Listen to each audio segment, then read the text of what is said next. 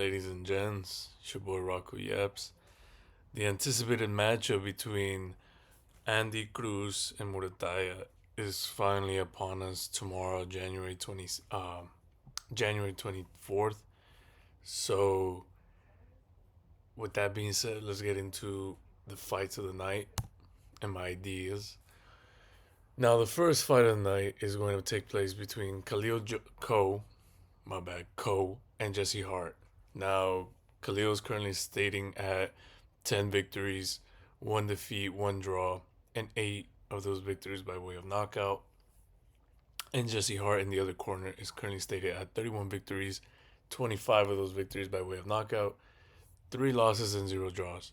Now, this fight's interesting because this fight was scheduled to take place earlier than it is now.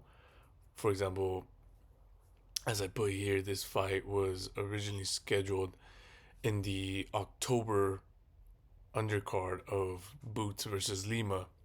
You know, Boots making his 54-pound debut against Lima. These guys were originally scheduled to fight in that undercard, but Cole said that he did have an injury and had to cancel the fight. And they now renegotiated the fight, and they are now here. Now, here's the thing. This is a tricky fight. This is a tricky fight to kind of dictate, and I'll tell you why right now. For example, Ko, in his 10 fights, his second fight was the only draw he has in his career. It was his second fight. Then in his 10th fight, he fought for the WBC USA title, where he won at 175 pounds. Then in the very next fight, he loses it. And then he loses it via TKO knockout in the 9th round. Out of 10 rounds, he got stopped in the 9th. That's the one loss in his career, a 1 KO loss. Then he had an immediate rematch where he then wins by knockout I believe in the 3rd, 4th round to reclaim his WBC USA belt at 175 pounds. And now his very next fight after winning the belt back is right here with Jesse Hart. Now, Cole is a prospect in the making. He is a guy that's coming up. He's very strong. His record shows he's very strong and powerful punch. And he's pretty skillful. But the reason I say it's a hard fight is because this isn't just an average journeyman that's across the ring from him in Jesse Hart. Now, Jesse Hart has the record of that in his 13th fight, he fought for the NFBF belt, which just means he's the best North American boxer at 168 pounds. That's where he won it. Then 4 fights later, he goes for IBF USA, NABF, and WBO NABO belt. The IBF USBA just means like by the way of the IBF, they believe that this fighter is the best USA fighter. And then the WBO NABO belt, it just means that via the WBO, they recognize you as the best North American fighter. So he has the WBC NABF belt, he has the IBF USA belt, and then he has the WBO North American belt. And that's all at the 168-pound limit. Then he defends those belts 5 more times successfully. Then in his 6th fight, he loses it. He doesn't lose those belts, but he goes for a world title fight for the first time in his career, and that's the first loss of his career as well. He loses against none other than Zurdo Ramirez. I'm sure if you guys know even a little bit about boxing, whether you're a casual, you're barely getting in, or you're somewhat decently in the world of boxing, you have an idea who Zurdo Ramirez is. Currently, right now, he's the WBO and WBA cruiserweight champion of the world right now.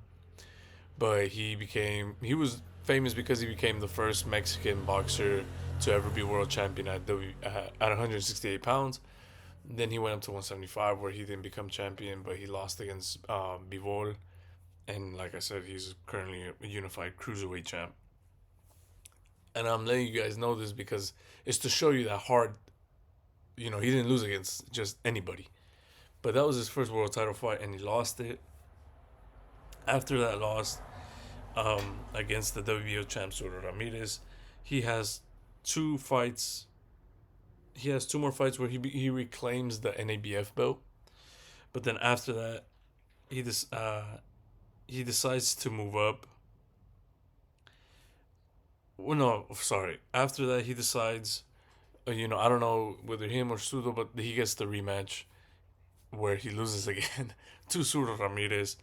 After that second defeat against Suro Ramirez, he decides, you know what, I'm going up to 175, where he has a good, first fight victory. But then in his second fight, where he was going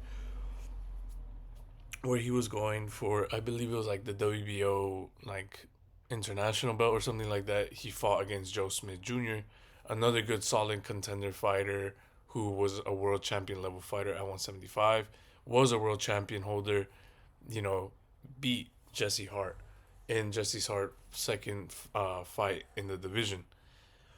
And then he has five consecutive wins after losing against Joe Smith Jr. And in his sixth fight after that loss, we are now here facing off against Khalil Ko. Now, the reason this is a tough matchup is like I said, Khalil Ko has the youthfulness. He is that prospect coming up. He is hard hitting. He could take a pretty good punch, and he's fast. He's agile. He's got pretty good. Um, he's pretty good boxing wise, technical wise. But Jesse Hart is not your average journeyman. Like I said, in my opinion, he's not your average Joe who just has a shit ton of fights and a shit ton of wins and losses all over the place. This is a man who consistently shows he's at a certain level, and that the only guys that were capable of beating him were world champion level fighters. Because Sur Ramirez was a world champion and he beat him twice, and Joe Smith Jr. did end up becoming a world champion, and he even gave someone like Bivol, who is a pound for pound world champion and even became undisputed, he gave him a pretty good hard fight, and he even wobbled him at one point. And then he had a decently competitive 2 rounds before getting knocked out against Beterbiev, another pound for pound world champion. So the only the only 3 times he has lost in Jesse Hart, the only 3 times he's lost in his career were against very strong and tough world champions. So that's why, as I said, I have a 60% chance of victory for Hart.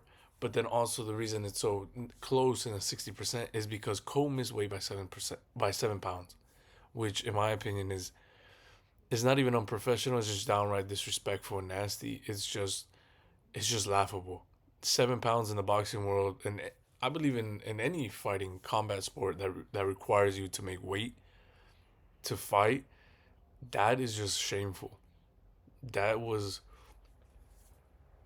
I mean, 7 pounds is just like you didn't even try.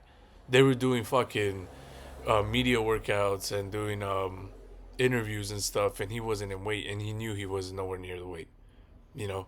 So that was just downright disrespectful. But I do have a 60% chance of victory for Hart. I think it would be by points. I think he'll take him to the distance. Cole will get frustrated that's taking longer, or that he's not doing as much damage as he normally does.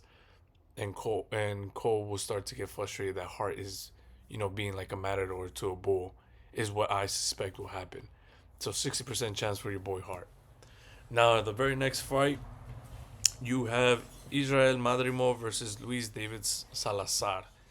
Now Salazar is currently stating at 20 victories, 7 of those victories by way of knockout, no draws, and one defeat. While in the other corner, like I said, if you know a little bit about boxing, even if you're a casual or whatnot, you have probably seen or heard a little bit of Madrimov.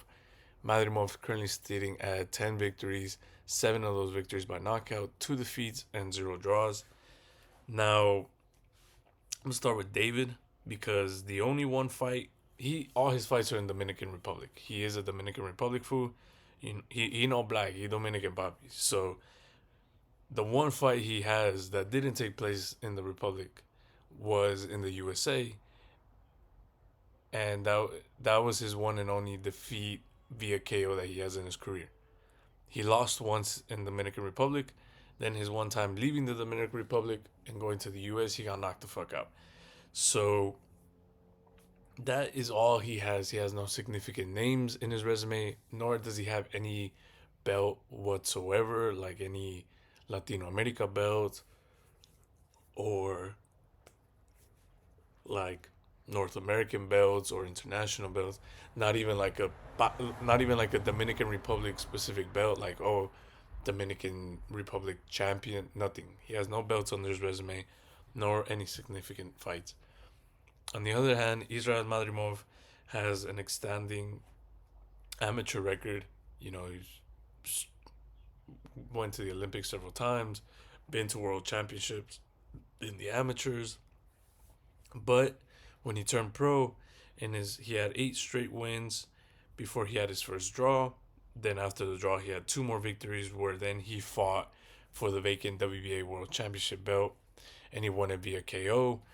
Then in his very first title defense was against your boy Terrence Crawford. You know, like I said, you know anything boxing, you probably know who Terrence Crawford is. In a fight where I think is to this day one of Bud's, at the very least, top 3 toughest fights of Bud's career.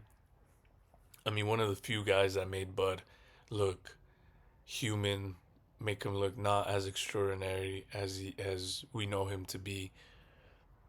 And in a fight where, in my opinion, I'm not saying Madrimov won, but I'm not saying Bud won either. In my opinion, I've watched that fight 3 times already, and all 3 times I've concurred that, in my opinion, they've tied.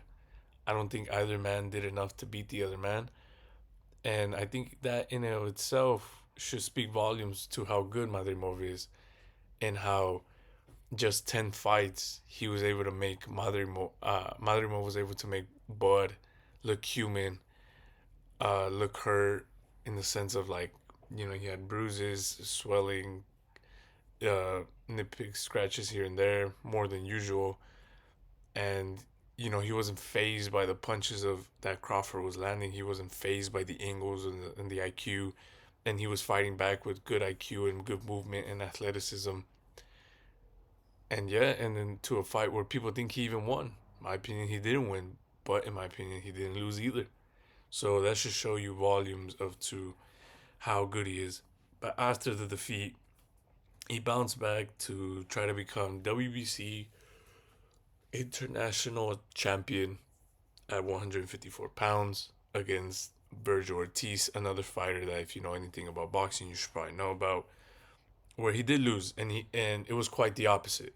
This time he looked more human. He didn't look as good as he did when he fought Bud, and that was just a good win for Virgil.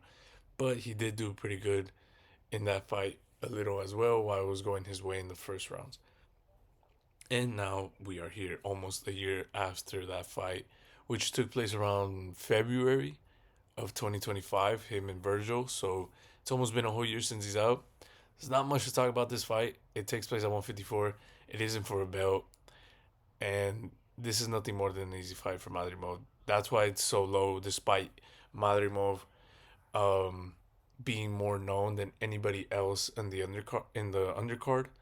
Like, Madrimov is a guy that you would expect him to be co-main event of the fight, but he's not because of Luis David Salazar. It's just obvious that Luis David Salazar is just a lamb for the slaughter, a good win to get back in the rhythm of stuff, get him back in the ring, and then we could start pushing for bigger and better stuff in the future for Madrimov. And that's why I have it at 95% victory for Madrimov. It's a 10-round fight. I think it'll go, and I have it here, 95% victory via a 5th to 7th round TKO. And if it does go the distance, I think it'll be a unanimous decision victory for Madrimov. Now, the third fight of the night, we have Omari Jones at 4 victories, all 4 by KO, no defeats, no draws, versus Jerome Baxter at 7 victories, 3 by KO, and 0 draws and losses. Now, Omari Jones is that Olympic prospect, especially since he's an Olympic medalist. Omari Jones won silver in the Olympics, and obviously currently has a 100% knockout ratio, so he is coming hard. He is coming um, relentless in the professional leagues. He is knocking out every dude that they put in him. Obviously, these are lower level guys, but he is showing you that he is above, way above certain level of fighters.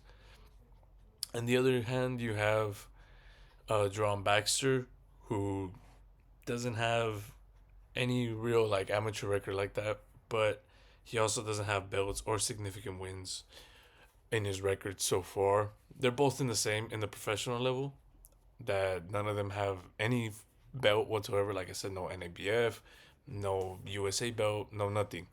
And they don't have a win over somebody that would make me raise my eyebrow and go, oh, okay. This is, in my opinion, they are each other's hardest fights. If not, Baxter's probably the second hardest fight for Jones, just because the other guy that I have in mind had a lot more experience than both of these guys combined. He had like three times the amount of fights that both of these guys combined do. So that's the only reason why he would probably be his second hardest fight. But I do think that Jerome Baxter could be the hardest fight for Amari Jones right now in his career. And the same thing for Baxter. I think Amari Jones is the toughest fight Baxter is gonna face right now. So they're both each other's toughest fights in a way. But there's no belts on the line. There's no nothing. But it is a 154-pound bout, and nothing much. I just think it's a 75% chance via TKO around the third to fifth round for Amari Jones. Or if it goes the distance, because this is a 6 round bout, it would be around. Um, it it would be a unanimous decision victory for Amari Jones if it does go the distance. But I think it'll be around the third or fifth round TKO. I don't think he'll knock him out. He'll probably stop him though. Probably the judge or his corner. The judge. Fuck me. But I think the ref, or Baxter's own corner will probably have to step in and help him out in not getting fucked up too much. But yeah, the only reason I think this is because they both are undefeated. They're both hitting hard. They both have good records of hitting hard. Obviously, Amari Jones has more of a hard hitting record, but it's just that Amari Jones has the amateur level pedigree as opposed to Jerome Baxter that doesn't really have anything at all. So that's why I have a 75% chance for Amari Jones to win via TKO in the third, fifth round. Now, fourth fight of the night, you have Zakin Moses. I hope I'm saying that shit right. Who's currently at 5 victories, three by knockout, zero losses and draws, facing off against uh, Leandro Damien Medina, who is at 7 victories, four by knockout, two losses and zero draws. There's no belts. Same thing. There's no belts or significant slash good names in either one of these guys' records. Um, it is a good fight for Moses though, and Zaki Moses being the black food.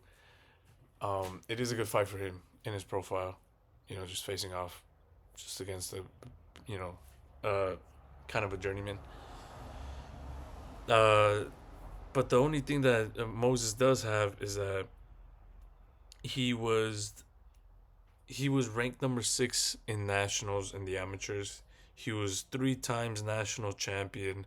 He was also summer festival title winner at in 2024, and also his biggest win of his whole career, both amateur and professional, was that Carmel Moten.